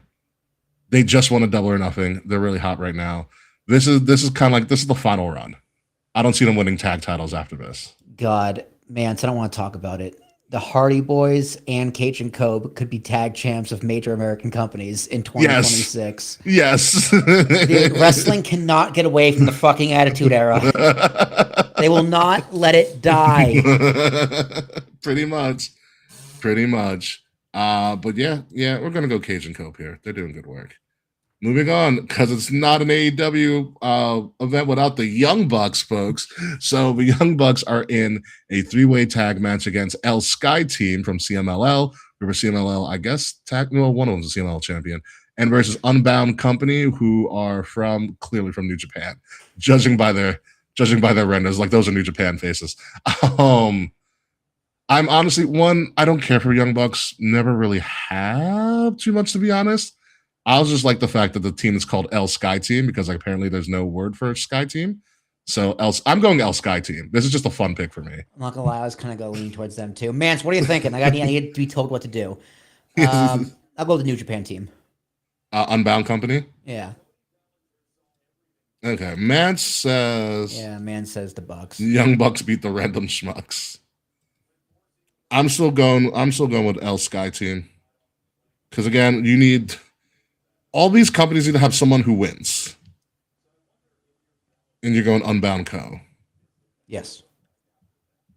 But I've never seen because I've been I'll have to ask Mr. Wild P about Unbound Co and what he knows about them. All right. So the IWGP Global Heavyweight Championship, because if there's gonna be a title, it's gonna be from IWGP because they have a championship for freaking everything. Shota Umino versus Pac, and Pac is in no way, shape, or form have any right to go for this, and he's just I'm just gonna call it right now. He's jobbing. Shota Umino is going to win. Yeah, obviously. Pac, this looks like Timothy Chalamet went on a bender. And also did roids. Yes, a lot of steroids. Lots and lots of steroids for him. He is a bastard. God. There's still a long pause in the announcement of him. I love it. You're like, do you know how much you hated your gimmick in WWE to just be called a bastard for the rest of your career? Yeah. I need a match with him and X-Pac, and it's just like Pac versus X-Pac. Yeah, they fight over the X. The Battle of the Pacs. Yeah. Oh my god, I actually kind of want to see that. That'd be really, really fucking funny. The final match that we have so far in the card, because remember, this is 10 matches. AEW is due for like 3 more. Unfortunately. Why are we still going? When you said 30, I should have known. Oh yeah, half of those are AEW. Yeah, so this is going to be on the buy-in. This is going to be in the pre-show. Divine Dominion, Mega Bane, and I want to say it's not Persephone. I forgot who it is. As our tag team champions going up against Thunder Rosa because she's doing something again versus Olympia. They really do not know what to do with Thunder Rosa. Versus Olympia. She's gonna win. Who? Thunder Rosa? Thunder Rosa. Yeah. Really? Yep. I'm going Divine Dominion. That's what I'm going with. What? Which one? Thunder Rosa? Yep, Thunder Rosa. Okay, so you're going for the title change on the pre-show? Yeah, sure. Why not? Okay, cool. Cool. Perfectly fine with that. What do we say? What's Mance say here? Crossbane. That's Megan Bane and Lena Cross. That's what it is. Thank you, Mance. That is Megan Bane's tag team partner. But that is all we know of so far. If we have other matches for AEW Forbidden Door, they'll probably be there. So, how do you think this is going to be, Will? In my opinion, I think this is going to be the best card of the weekend. Yeah, probably. It's just too long, man. Too many. That's the eight. That's always eight. They don't know how to condense. They don't know how to condense in any way, shape, or form. But for me, I'm going to give this. I'm going to go 8.5. I think. I'll go 7.5. Too Okay. long. Too long. Yeah, I understandable. But I think their big matches are going to hit. Like, I think Kenny and Zack Sabre is going to be naturally a dream match. Swerve and Will Ospreay will probably be the best match of the weekend. I don't doubt that the big matches are going to hit. I just have doubts that the smaller matches are not going to be boring. And it's just like, I'm tired. Yeah. It's going to drag the show down. Yeah, I get that. I get that a lot. So let's see. Now, moving on to the final of the 4 events, we have the NXT Great American Bash coming from Orlando, aka the PC, at 7 p.m. So it's going to start an hour before AEW's Forbidden Door. And this one is interesting, Will, because it's going to be for the first time ever on the CW. But we also know that ESPN partnered with CW Sports, so you'll probably be able to see this on ESPN Unlimited as well. Interesting. Yeah. Yeah. So that is going to be interesting, Mark. You should be able, again, you're guaranteed to watch on the CW, but I'm going to try it. I should be back by then from my trip. I'm going to try to see if I can also watch this on ESPN Unlimited as well. As NXT goes, as NXT just started as we're recording on a Tuesday right now, most of his card is filled out. This is probably going to be the shortest number of matches that we're going to go through tonight. Just ending on an easy one, Will. So the NXT World title is on the line. Tony D, Will's former favorite wrestler. God, look at him. Oh, yeah, he's grown up now. He looks great. He's grown up now. Versus Naruku, who is formerly known as Evil from New Japan Pro Wrestling, and he is also the husband of Io Sky. Yes, he is. Yes, he is. There we go, Jazz. There we go, Jazz. There we go, Jazz. 3-2 Yankees. Sorry. Yeah. Tell Boone that Jazz can have all the candy he wants. Yeah, I was gonna bring that up. Talk about stupid controversy. Like, talk about fucking stupid. That's how you know baseball is in a boring cycle right now. Yeah, I'm going Tony D. My man. Look at that beard. Yeah, I'm going Tony D as well. He's got the eyes of Rollins and the beard of Elias. It's like he's their love child. Yeah, gorgeous. But yeah, no. Naruko just got here. He's still probably get used to it, but him going against Tony D and getting a world title shot this early is always a good sign. That means they have faith in him, but I doubt Evil is going to take that title real quickly. Wait, what's his name? Naruku. It's like Naraku. It's like someone told Shawn Michaels, no, it's Naruto. No, yeah, he didn't want to. I don't know if he has the rights to Evil from New Japan. How do you copyright the word evil? I don't know. Like, there's some things you can't copyright. You'd be surprised. I mean, WWE copyrights all their stuff. Or maybe he might have been forced to get a name change. Yeah. That's ridiculous. 2/3 of the Axis powers having a match at the Great American Bash. When you put it like that. Actually, Naruko is a character from Inuyasha. Is that true? Huh, I don't know what Inuyasha is. It's an anime. I figured. I put that much together. It's an anime. I do have access to Crunchyroll. Maybe it's one of those ones I should start watching. But yeah, I'm still going Tony D here. I need full access to Crunchyroll. I only have part access to Crunchyroll. Thank my boss for giving me full access. And to that, she also has my movie digital library. So even exchange. Very nice. Great. So you're going Tony D, right, Will? Yeah. All right. Moving on to the next match on the card again that we know of so far, because NXT might add some more. Lola Vice putting her title on the line against Kendall Gray. Kendall Gray is pretty much everybody's little darling right now. Cute as a button. Got a new one. She is cute as a button. She is very, very cute as a button. She, yes, I will watch Inuyasha. I gotta Google this thing. What the fuck is Inuyasha? It's an anime. I know. I love anime. I've just never heard of it. Kendall Gray is a former Evolve champion. She's done really well. She has a legitimate amateur wrestling background. She's picked up the professional wrestling thing really well.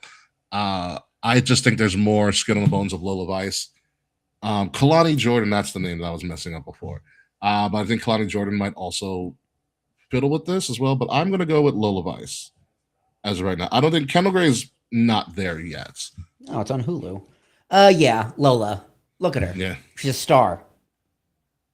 That they finally pulled the trigger on, because remember she kept on getting in championship matches and kept losing. I was like, can we stop having her lose? I mean, Kendall Gray is also falling into that problem as well. Like she has gotten multiple opportunities, and she does keep losing them. But also, there's the benefit that she's stupid young.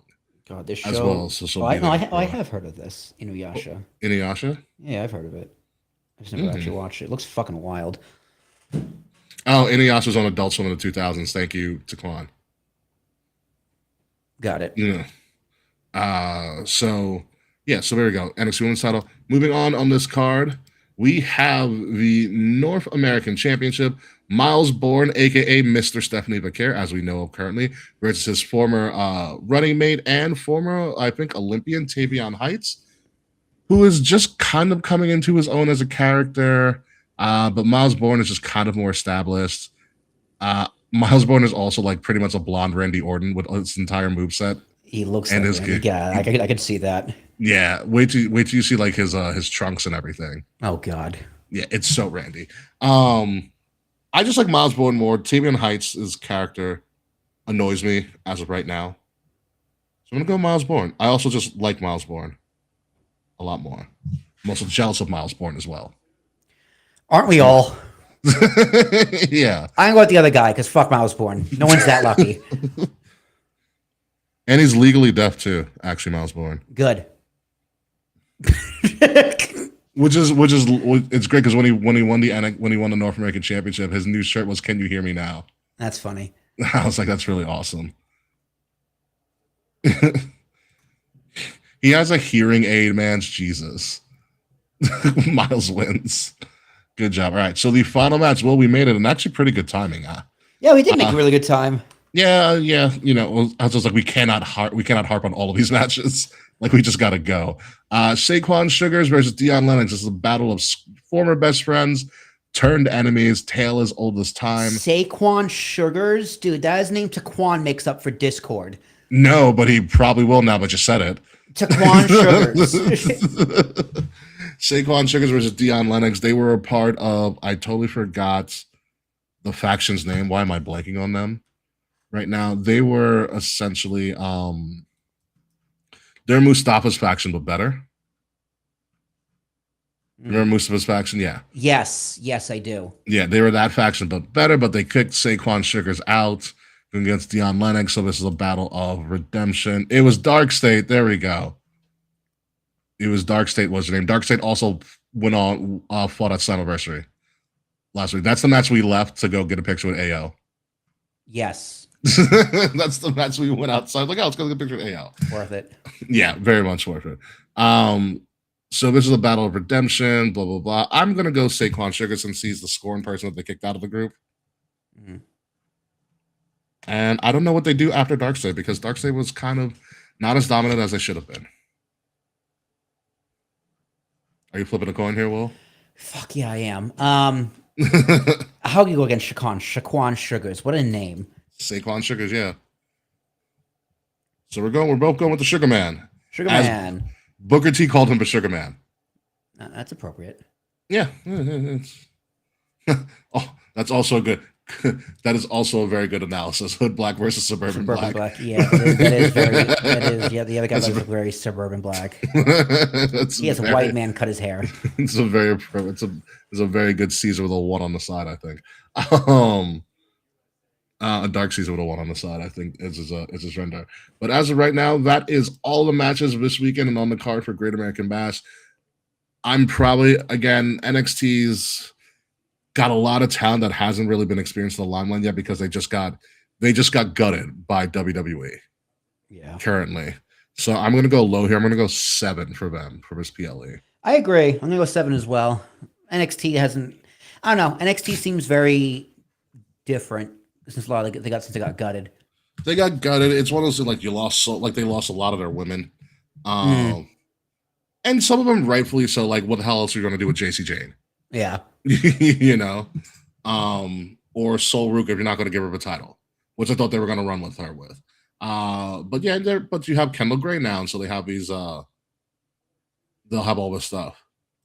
This will be the most seen show of the weekend. Yes, because it's going to be on public TV. You don't have to technically pay for it. You can find the CW on more households than any other television station in America. So this will be the most seen. So in that instance, it's a win for NXT. It's very much an easy win for NXT. But as the quality of a match will go, or the matches will go, it's going to go to Forbidden Door. With that being said, I don't think we've forgotten ever. We've gone through every major American promotion. So many promotions. Yeah, they have been promoted. They have been. Every major American promotion has a major show this weekend. TNA with their second biggest show of the year in Slammiversary. WWE, NXT by default. AEW, one of their premier shows, Forbidden Door. Although we can discuss, like, does Forbidden Door really even matter anymore? No. You know, I would rather them do. Yeah. I would rather them do, like, I don't know, War of the Worlds, even though it's a Ring of Honor thing. But it was a cool gimmick that's just not. Because there's only one Forbidden Door, but they haven't opened yet, and that's going to take forever. It's not going to happen. It's never going to happen. Yeah.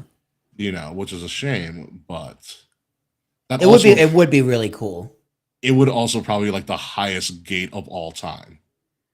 Like, that's a stadium show at that point. I mean, yeah, absolutely. It's just, I mean, the reason why it's I'm not talking like, oh, wrestling, they don't like each other. No, it's the money. How are they going to divvy up the money? That's why it will never. How do you get the split? Yeah, and you don't. That's why it's not going to happen, because WWE be like, hey, how about we don't? Yeah, because it's because TKO and company are going to want to jack everything up, and Tony Khan's like, I'm already a billionaire. Why? You know. So I doubt they're gonna. It'll be like, where are they gonna do it? It's a where too. It's not even like why, but it's a where. Like, where do you do something that big? Oh man, Madison Square Garden. Not enough people. Dude, they were charging how many thousands of dollars for those Knicks tickets? Yeah. You bet the only way they would do a WWE versus AEW Forbidden Door, which then again, because like it wouldn't be just WWE versus AEW, because now WWE has AAA, AEW has CMLL. Yeah, like it becomes like a big thing. Yeah, you know, be like, God. The only way you would do something of that magnitude, it would have to be 2 nights. Yes, you'd have to load the cards on both nights so that every promotion gets an equal share.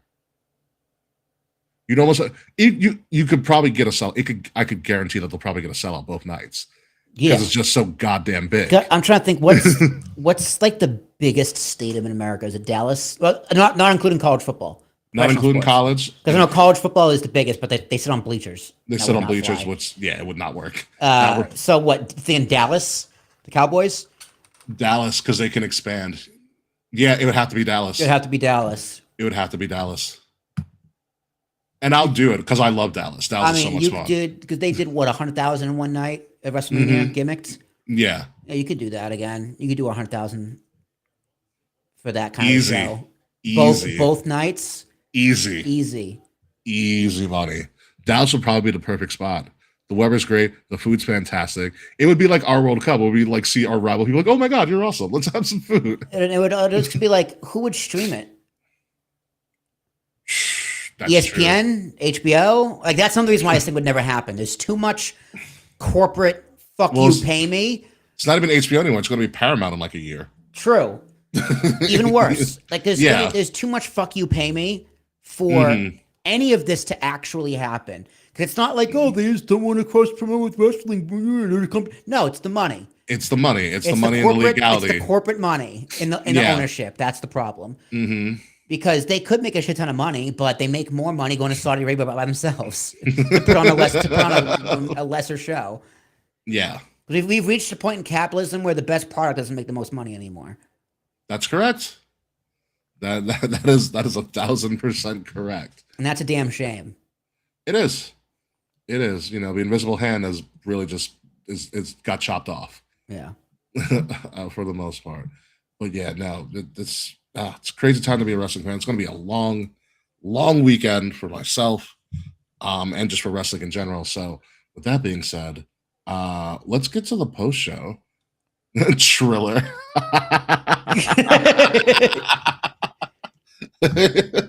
You know what? It might work. Like unless they did a deal where they could all stream it on their own platforms. Like you could do a Paramount, ESPN, like a simulcast thing. Yeah, TNA subscription. They could. You could. There's no reason why you can't. You just need a lot of production trucks. Yeah. You would just split the feeds, really. You'd split the feeds, yeah. Because you would use WWE's camera crew because they're the best. And yeah, the main feed, split the feed to all the main feed would have to be sent to the other feeds. Yeah, and like you need to pay WWE to probably split those feeds. Yeah, it'd probably be a fat fee for that. Freds, why did you say tout? Stop it. We do not talk about tout anymore. I forgot about tout it out. Oh my god, Frets, what a deep pull.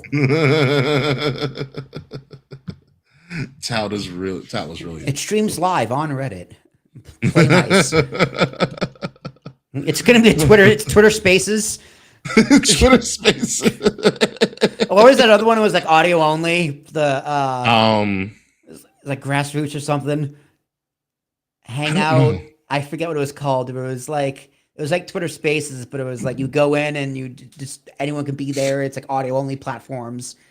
I don't remember. God, there was like 2019. I was like, this is the dumbest thing I've ever seen. I don't remember at all. I don't know. It's gonna bother me. I'll figure it out. Probably on my phone Clubhouse. Tomorrow. Well, okay, Clubhouse. Wow, I just pulled that out of my ass. Clubhouse. Oh my god, I'm so glad that didn't work. I was like, this is so fucking stupid. This is just a podcast with extra steps. Good point.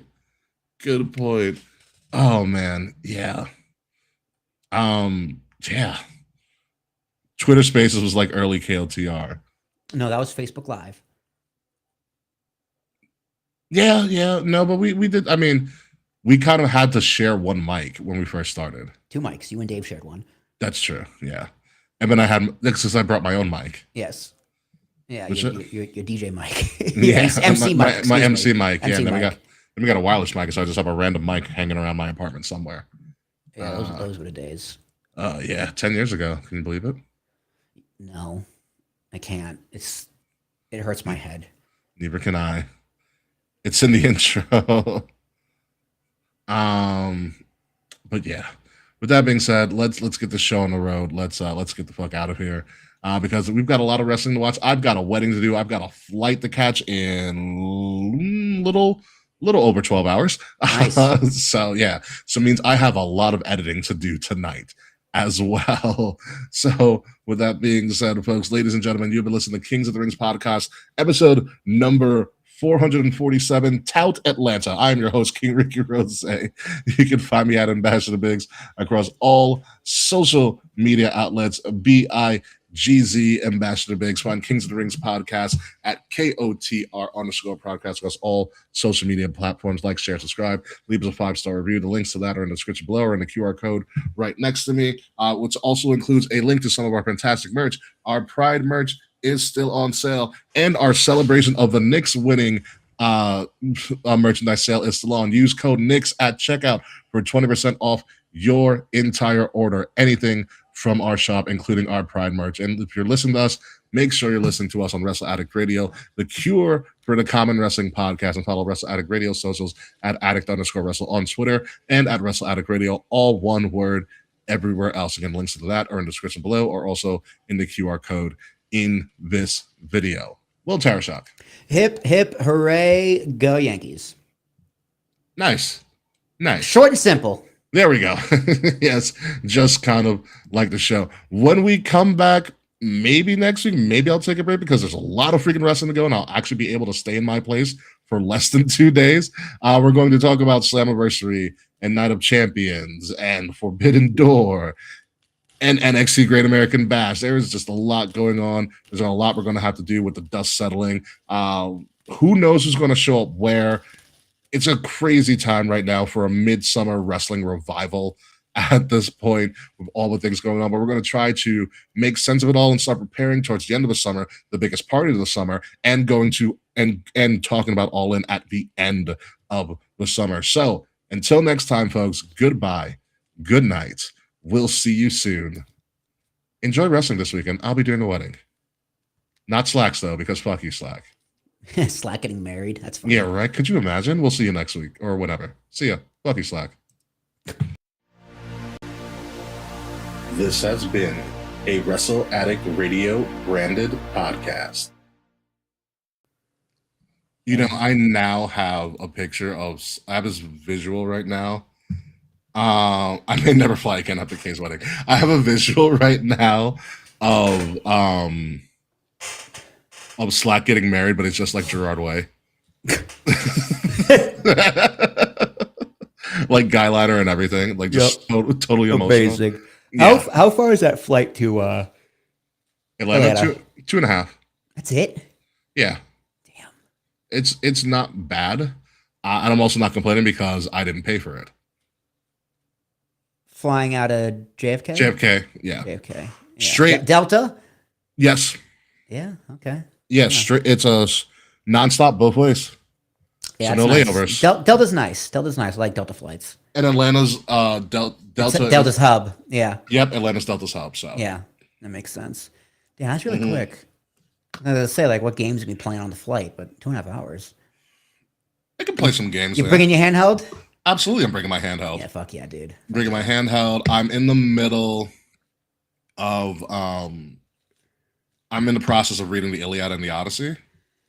Interesting. The movie's gonna be dope. I hope. Yeah, I'm seeing it in IMAX with some friends. So I kind of want to get a handle of reading it, even though it's a really annoying read. It's not necessarily difficult. It's annoying. It is annoying because it's not written like plain English. It's like worse than Shakespeare. I can read Shakespeare. That's not a problem. Yeah. But it's you know what it is? It's a lot of fluff. Yeah. That's how it's written. I'm just like, let's get to the point. We read it in high school, or I was supposed to read it in high school. Which one, the Iliad or the Odyssey? I don't think the same thing. No. Two different books. The Iliad comes from the Odyssey. Iliad is like the fight. The Odyssey. Oh yeah, Iliad is just like it ends like in the Trojan War, right? Isn't the Iliad end? The Iliad ends with the death of Achilles, which is like the middle of the war. And the Odyssey is everything after the war. Yeah. I always thought I thought the Iliad was like the Odyssey included. It was both. It's technically two different books. Technically two different books. Yeah. So no, we read. Did we read both? No, we read both because Ajax is in the Iliad. Yes, he is. Yeah, and he fucking kills all the cattle, thinking there was. And then they thought they were cattle, and it turns out it was like his kids, and he kills himself. You're like, damn, Ajax, they did you dirty. Yeah, I mean, the biggest thing of the Iliad and the Odyssey, well, not the Iliad so far. God, the Greek gods are messy. Yeah, dude, it's like whole war is just them fucking with each other. Pretty much. They're all just dicks, dude. Like, that's why I like the Troy, the movie Troy, because it's just the story of the Trojan War without the gods. Yeah. And Brad Pitt's just Achilles. That movie is fucking amazing. Yeah, the Greek gods are the messiest people ever. Yeah, did you watch if you want a good anime on Netflix, Blood of Zeus? Oh. Yeah, it's just Greek gods fucking it's just Zeus gets horny, Hera gets pissed. Yeah, that's pretty much the story of the Greek gods. That's season 1, and it's kind of evolves from there. This season 3 is like Titans. We're doing Titans now. And it's 3 quick seasons, it's very good. It's very bloody at times. Yeah, Netflix has really good animes, actually. I did not know that. Hell's Paradise is incredible. Season 2 is on Crunchyroll, though. Gotcha. It's new. Blue Eye Samurai is dope. What am I watching right now?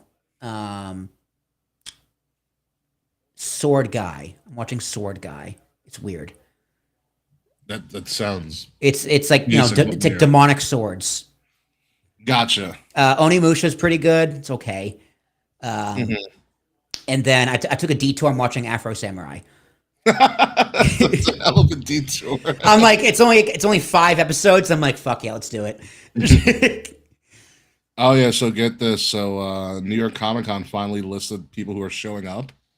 Like celebrities appearances. Talk about Fanatics Fest instead. Who's on the docket? You want Fanatics Fest or you want Comic Con? No, I saw Fanatics Fest. Give me Comic Con. The biggest name that they've gotten so far is Hayden Christensen. Well, Kay loves Hayden Christensen. I know he's had a revival with Ahsoka and the Obi-Wan show, which good for him. He deserved only a good portion of the hate he got for the prequels. And then Ian McDiarmid. Oh, Palpy. Palpy's showing up, yeah. Fuck yeah. Hayden Ian McDiarmid. There's a couple of other ones. Frank Miller's always goddamn there. Yeah. Frank Miller's fine. A lot of Smallville cast. Interesting. Well, Supergirl comes out like what, this weekend? Next weekend? It's this weekend. So it's funny. So Charles's wedding is Friday in the evening. So Charles and I are getting up early to watch a 10 a.m. Supergirl. That's hilarious. Before his wedding. Yep. It's like all the girls are getting ready. We're going to see a movie. Pretty much. She's like, we have nothing else to do. We have nowhere to be for a while. We can just go see it. That's hilarious. I love being a man. It's so easy. You just wake up and put on pants. Oh, BD Wong is going to be there. Who? The Asian scientist from Jurassic Park. Oh, Dr. Wu. Yeah, the bastard. That's pretty much the reason that the whole thing goes to shit, anyways. It's funny because he actually dies in the book, the first book. Dr. Wu dies, so this piece of shit isn't supposed to be here. Yeah, actually, Hammond dies in the book too, which is deserved. Yes, it's very deserved when you realize how much of a piece of crap he is. Yeah. Did you ever read the Jurassic Park books? No, it's on my list of things. Like I want to get. So does Ian Malcolm. I do want to get Jamie Kennedy showing up. No, Malcolm is in the second book. In the Lost World. Yeah, Lost World. Malcolm lives. It's on my like Barnes and Noble wish list because I do have like I want to collect like the classics of my time. Michael Crichton is an incredible writer. This rest in peace, Michael Crichton. But read both of them. The first one is pretty close to the movie. The second one is completely different. Not even close. And then Congo is really good. There's a few other ones. What else do I have over there? Michael Crichton. I forget. Didn't they make a movie out of Congo? Yes, they did. It wasn't good. Wasn't like Bad Gorilla? Was the talking gorilla? Bad Gorilla bad? Or am I thinking of a different Congo? That might be a different Congo. But there is a gorilla in Congo. And he does he's really good at that science fiction. He's a science fiction author. So it's like the guy who did Project Hail Mary, Andrew Weir. Yes, he's really good. Oh, Matthew Lillard showing up to Comic-Con. Nice. Matthew Lillard's amazing. Melissa Fumero. Pirate Latitude, his last book. Okay, I'll look that one up. Mm-hmm. Michael Crichton, God, he's so good. He's so good. I know you know who Melissa Fumero is. You ever watch Brooklyn Nine-Nine? She's there. No, I don't know her. She's cool. There are a lot of artists really get booked early because they don't have. Peter Weller is showing up. Nice. RoboCop, baby. Dude, pick up the RoboCop game if you can get it. The game is fucking wild. The video, it's incredible. You're just a walking tank, RoboCop, just blasting people away. Scott Snyder is there because Scott Snyder's always goddamn there. Skeet Ulrich, which I forgot what he was famous for. Oh, Steve Downs is going to show up, and I'm really excited about that. Who's Steve Downs? He's the voice of Master Chief. Oh, nice. I'm very excited for Steve Downs. Finish the fight. Pretty much, especially Wayne. Speaking of Jurassic Park, Wayne Knight. Wayne Knight, Newman. Yeah, yep, Newman. Wayne Knight's gonna be there. This is just the early call. Right now, they're gonna add more and more people. Fucking Newman. Fucking Newman. But yeah, I'm excited for that. I'm excited for college football to come out, the video game. Yeah, it comes out on PC too. It's for the first time ever. Yeah, first time ever. Because McLeod was like, I gotta buy this shit. Yeah, well, you would like, because you would like. I think you would like Dynasty Mode this year. So what they did was, as Dynasty Mode, they give you a budget. Oh Jesus! And it's a budget for everything. It's for your coach, for the hire coaches. Yeah, it's everything. To NIL players and to upgrade facilities. Yeah, MVP Baseball did that. They called it owner mode. And then you get a certain amount of budget. It's like in-game currency. There's no real like monetary value. Yeah. But you have to do it to upgrade your facilities, pay to get like NIL money. It's NIL money to recruit people and also NIL money to keep the players on your roster. Oh, Jesus. So they start at one salary, they're expected to make more. Yeah, because as they get better, Yes, and then you also have you got to pay them more to make them not go to the NFL. Pretty much. You also have 80 expectations. So your assistant, like your athletic director, like, I want you to accomplish these 3 things in like a whatever certain time frame. Yeah, NBA 2K had something like that, and like they're in like my GM mode. Yeah, yeah, it's getting really gamesy over there. And I'm really excited about it. That is cool. Yeah, I haven't played a football game in Madden 09. You can play a college football dynasty and not actually play a game. You can just recruit and do all the other stuff. And you sim everything. Mm-hmm. Yeah, because that's what we were supposed to do. Yeah, I know. It's meant to be played. Yeah. Speaking real quick before I leave and just edit my life away for the next like 3 hours. Did you see what is it? The PGA Tour is totally revamping how they do shit. No. This came out today, and I don't really follow golf because why would I? I don't either. But I was like, this is interesting. So apparently the competition committee came up with what they're going to call like the PGA Tour Championship Series and the PGA Tour Challenger Series. So they're going to be 2 different series. So the Championship Series is like the premier top 120 players or whatever. Okay. And then the Challenger Series is like essentially like the drop below, which is like another 120 or whatever. So they're going to be touring at the same time, and they're all going to have different events. And so essentially it's going to be in a point system. You get certain points for certain wins. And then obviously you have to qualify for the majors. You get more points for winning majors and whatnot. Yeah. As well as the PGA Championship. And apparently in the Championship Series, the purse at minimum is $20 million. Okay, so they're like, okay, Live Golf's kicking our ass. We gotta do something. Yeah. But what's interesting about it is that the bottom like 25% of the PGA Championship. So let's say it was a field of 120, the bottom 30 will pretty much get relegated to the Challenger Series. Ouch. And then the top will get moved up. Yeah. Interesting. And then they're going to do like last chance tournaments or something to see who like may qualify for the Championship Series and not the Challenger Series. Interesting. I was like, oh, we're getting a little gamesy here finally. Yeah, it's becoming a sport. Not just an activity. Would you look at that? I'm surprised I got home when I did Sunday too. Because the Yankees were at home and the US, was it the US Open? Yeah, the US Open was in the Hamptons. Yeah, oh my God. Yeah, I drove home Sunday night too. We were in Queens for Father's Day, so I was like, "Yep, not going through the Bronx." GPS, you can go fuck yourself. I'm taking the Belt Parkway. I was coming from upstate. There was nothing I could do. Yeah, no, you got to take take it to Tappan Zee. No, or GW. Throgs Neck. Oh, right, you're on Long Island. Duh. Does it go Throgs Neck to Queens? Yeah, Throgs Neck to Queens. Oof. Yeah. Yeah, you probably got hosed. I did. Yeah. I did. But I made it back in good enough time. And I was just like, oh my God, the Bronx. Why are we doing this? Yeah, the Bronx sucks ass. So does the Belt Parkway. Yeah, I took the LIE home.